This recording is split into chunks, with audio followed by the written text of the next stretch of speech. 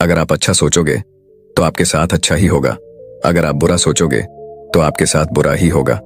अपनी सोच को नकारात्मकता से सकारात्मक कैसे बनाएं और अपने मन को शांत कैसे करें, यही हम आज एक रोचक कहानी के माध्यम से जानेंगे। तो चलिए कहानी की शुरुआत करते हैं।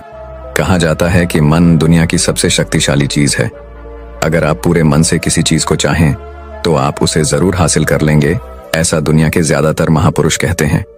लेकिन अगर यह बात सच है तो जो हम अपने मन से चाहते हैं वह हमें हासिल क्यों नहीं होता? क्योंकि कोई भी व्यक्ति अपने लिए दुख तो नहीं चाहेगा, लेकिन फिर भी ज्यादातर लोग रहते तो दुखी ही हैं। भला दुनिया का ऐसा कौन सा व्यक्ति है जो अपने मन से यह चाहेगा कि मैं असफल रहूं, गरीब रहूं या फिर दुखी रहूं? सोचने की बात है तो फिर यहाँ दो बातें निकल कर आती हैं। पहली, या तो वह महापुरुष गलत हैं जिन्होंने यह बात कही कि सच्चे मन से चाही हुई चीज हासिल हो जाती है, या फिर हम गलत हैं। दोस्तों, आज जो कहानी मैं आपको सुनाने जा रहा हूं उससे आपको समझ आ जाएगा कि अपने मन से कोई भी काम कैसे करवाया जाता है, मन की शक्ति के द्वारा कोई भी चीज कैसे हासिल की जाती है और मन में किसी भी चीज के सही बीज कैसे बोए जाते हैं। और इसके साथ ही आप ये भी जानेंगे कि आकर्षण का नियम यानी लॉ ऑफ अट्रैक्शन कैसे काम करता है। एक बार की बात है, एक आदमी के जीवन में सिर्फ दुखी दुख थे। वह जो काम करता, हर काम में उसे असफलता ही हाथ लगती। घर में रहता तो घर में हर समय झंझट और क्लेश मचा रहता। वह किसी से मदद मांगता तो कोई भी उसकी मदद करने को तैयार नहीं होता। बस चारों तरफ से हताशा और निराशा ही उसके हाथ लग रही थी। उसे ऐसा लग रहा था जैसे चारों तरफ से दुखों का पहाड़ उस पर ही टूट पड़ा है। उसे समझ नहीं आ रहा था कि मैं इन दुखों से पार कैसे पाऊं। वह दिन रात बस यही सोचता रहता कि मैं अपने इन दुखों से छुटकारा कैसे पा सकता हूं। इसी कारण से वह रात में ठीक से सो भी नहीं पाता था। उसकी आंखों के नीचे बड़े बड़े काली घेरे बन गए थे और बाल झड़ने लगे थे। हर समय चिंता करने की वजह से उसका स्वभाव काफी चिड़चिड़ा और शरीर बहुत कमजोर हो गया था। कभी कभी तो उसके मन में आत्महत्या करने के विचार भी आते थे, लेकिन अपने परिवार के बारे में सोचकर वह यह कदम नहीं उठा पाता था। अपनी परेशानियों से वह इतना परेशान हो चुका था कि उसने एक दिन यह निर्णय किया कि वह अपने इन सभी दुखों से छुटकारा पाकर ही रहेगा, चाहे इसके लिए उसे कुछ भी करना पड़े, कितनी ही मेहनत करनी पड़े, वह करेगा, लेकिन अपने दुखों से छुटकारा पाकर ही रहेगा। इसी विचार के साथ एक दिन उसने अपने एक मित्र से पूछा कि मैं अपने जीवन को खुशहाल कैसे बनाऊं। उसके मित्र ने सुझाव दिया कि तुम किसी बाबा के पास जाओ। बाबाओं के पास ऐसा मंत्र होता है जिससे सारे दुख खत्म हो जाते हैं और जीवन खुशियों से भर जाता है, धन संपदा भी हासिल हो जाती है। बस तुम किसी ऐसे बाबा को ढूंढ लो और तुम्हारा काम हो जाएगा। उस आदमी के मन में यह बात अंदर तक बैठ गई कि अब कोई बाबा ही मेरी समस्याओं का समाधान कर सकता है। इसीलिए अब से उसे जिस भी बाबा के बारे में पता चलता वह उसके पास पहुंचता और अपनी सारी समस्या बताकर उसका समाधान पूछता और कहता, बाबा मैं कुछ भी करने को तैयार हूं, आप जो कहेंगे मैं सब करूंगा, बस आप मुझे मेरे दुखों से छुटकारा दिलवा दें। बाबा उसे कुछ उपाय बताते और कहते, इस उपाय को करने के बाद तुम्हारे घर में सुख शांति बनी रहेगी, लेकिन याद रहे इस उपाय को पूरे नियम के साथ करना। इन उपायों के बदले बाबा उस आदमी से अच्छी खासी दान दक्षिणा ले लेते। वह आदमी पूरी नियम विधि के साथ उन उपायों को करता, लेकिन बहुत से उपाय करने के बाद भी उसके जीवन में कोई बदलाव नहीं आ रहा था। इसके विपरीत बहुत से बाबाओं को दान दक्षिणा देते देते उसका धन भी खत्म होने लगा था, जिससे उसकी मुसीबतें और भी बढ़ने लगी थीं। उसने सोचा, इन बाबाओं के पास जाने से तो मेरी मुसीबतें और बढ़ने लगी हैं, तो क्या करूं? इन बाबाओं के पास जाऊं या इनके पास जाना ही बंद कर दूं? फिर एक दिन उसे एक आदमी ने सलाह दी कि तुम अपने घर में किसी अच्छे पंडित को बुलवाकर हवन करवाओ, पूरे विधि विधान से मंत्रोच्चारण करवाओ। इससे घर में जो भी नकारात्मक ऊर्जा होगी वह भाग जाएगी और घर में सुख शांति आएगी।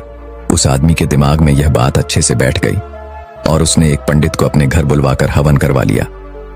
हवन अच्छी तरह से संपन्न हुआ और उस व्यक्ति ने पंडित को अच्छी खासी दान दक्षिणा देकर खुशी खुशी अपने घर से विदा किया। हवन करने के कुछ महीने बाद तक उसके घर में सब कुछ ठीक चल रहा था। घर में सुख शांति भी बनी रही और उसके छोटे छोटे रुके हुए काम भी पूरी होने लगे। लेकिन कुछ महीनों बाद फिर से वही पुरानी वाली स्थिति वापस लौट आई। उस व्यक्ति को महसूस हुआ कि उसके जीवन में अब भी कोई महत्वपूर्ण बदलाव नहीं आया है। अब वह आदमी पूरी तरह से दुखी हो गया, पहले से भी ज्यादा परेशान रहने लगा। अब तो उसे लगने लगा था कि मेरे जीवन से दुख कभी खत्म ही नहीं होंगे। यही सब सोच सोच कर उसका बुरा हाल हो गया।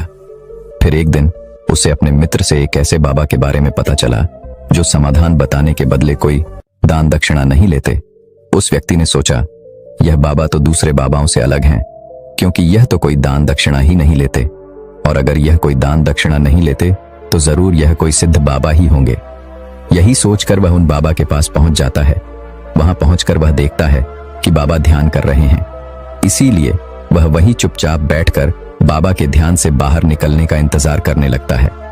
थोड़ी ही देर में बाबा की आंखें खुलती हैं और वह अपने सामने एक दुखी और परेशान व्यक्ति को बैठा पाते हैं। व्यक्ति की शारीरिक और मानसिक हालत को देखकर बाबा को यह समझते देर नहीं लगी कि यह व्यक्ति अपने जीवन से कितना परेशान है। बाबा ने उसे संबोधित करते हुए कहा, बच्चा, कौन सी समस्या लेकर आए हो? किस बात से परेशान हो तुम? उस व्यक्ति ने कहा, बाबा, मैं अपने जीवन के दुखों से बहुत ज्यादा परेशान हूं। मैंने अपने दुखों को कम करने का बहुत प्रयास किया। हर वो काम किया जो किसी बाबा ने मुझसे करने को कहा, हर वो तरकीब अपनाई जो किसी व्यक्ति ने मुझसे कही, लेकिन मेरे जीवन के दुखों में कोई कमी नहीं आई। इसके विपरीत मेरे दुखों में और बढ़ोतरी हो गई। बाबा, मुझे समझ नहीं आ रहा कि मैं क्या करूं। कभी कभी तो लगता है कि आत्महत्या कर लूं, लेकिन अपने परिवार के बारे में सोचकर यह कदम नहीं उठा पाता। बाबा, मैंने आपके बारे में बहुत सुना है और बहुत उम्मीद के साथ आपके पास आया हूं।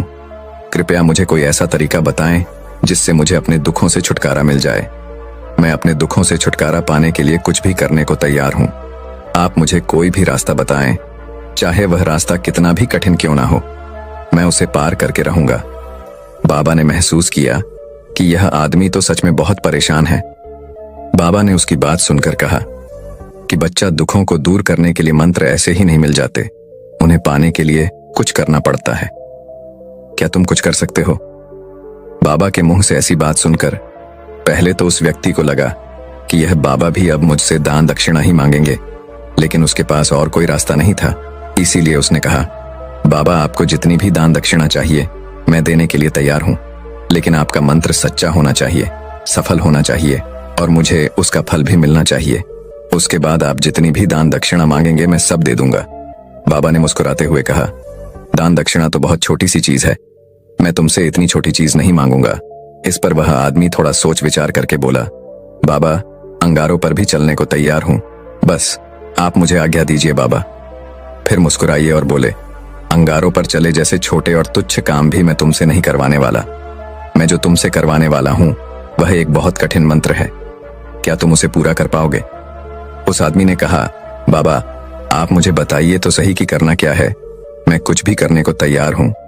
तब बाबा ने कहा, जब तुम यहां से अपने घर वापस जाओ तो रास्ते भर अपने मन में यह दोहराते हुए जाना कि मैं सुखी हूं, मैं सुखी हूं, मैं सुखी हूं। बार बार अपने मन में इसी मंत्र को दोहराना, लेकिन याद रहे यह मंत्र जुबान में नहीं आना चाहिए, सिर्फ मन में ही इसे दोहराना है। ये सुबह व्यक्ति बोला, बाबा, बस इतनी सी बात, यह काम तो मैं चुटकी बजाते कर लूंगा, लेकिन इन शब्दों को दोहराने से होगा क्या? बाबा ने कहा, बस तुम इस मंत्र को पूरा करो। वैसे भी तुमने कई बाबाओं के मंत्र किए हैं, तो इस मंत्र को भी करके देख लो। उस आदमी ने सोचा, बाबा कोई दान दक्षिणा तो ले नहीं रहे, और वैसे भी यह कितना आसान सा मंत्र है, मैं इसे पूरा कर ही लूंगा, तो फिर एक बार करके देखने में क्या हर्ज है। उसने कहा, ठीक है बाबा, मैं इस मंत्र को जरूर पूरा करूंगा। यह कहकर वह वहां से चलने लगा, लेकिन जैसे ही वह चला, पीछे से बाबा की आवाज आई कि बच्चा, एक बात याद रखना, जब तुम यह मंत्र अपने मन में दोहराव तो तुम्हारे मन में बंदर का विचार नहीं आना चाहिए, बंदर का ख्याल भी नहीं आना चाहिए, तभी यह मंत्र सिद्ध होगा।